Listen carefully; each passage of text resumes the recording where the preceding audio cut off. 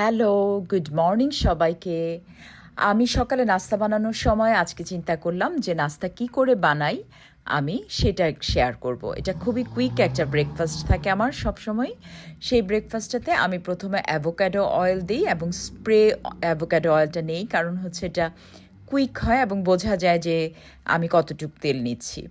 আর তার সাথে কিছু স্পিনাচ অথবা আরগুলা শাক ছিল আমার সেদিন।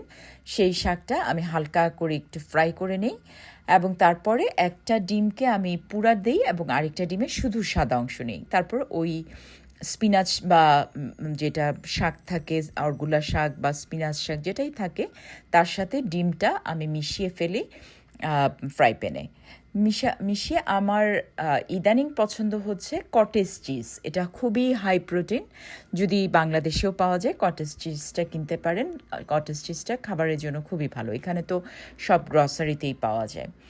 কটেজ চিজটার টেস্টও ভালো এবং প্রোটিনের ইনটেকটাও অনেক থাকে, কারণ সকালে যদি একটা ফুল ব্রেকফাস্ট ভালোভাবে করা যায় সারাদিনে কিন্তু আমাদের ওই যে ক্ষুধাটা সারাক্ষণ করে না। এবং সকালে হচ্ছে যে সুইট টাইপের কোনো খাবার আমি কম খাই বা না খাবারই চেষ্টা করি।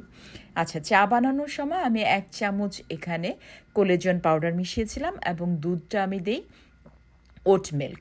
আমি কখনো রেগুলার ফুল মিল্ক বা কাউ মিল্ক খেতে পারি না, ওটা আমার স্কিনেও অ্যালার্জি তৈরি করে এবং ওটা হেলথের জন্য আমি শুনেছি ভালো না। তো এই যে চায়ের কালারটা দেখেন, ওফ, আমার তো এখন দেখে আবার চায়ের খেতে ইচ্ছা করছে। তো এরকম করে বানিয়ে তারপরে তার সাথে আমি একটা ফ্রুটস রাখার চেষ্টা করি। এটাই ছিল আজকের ব্রেকফাস্ট।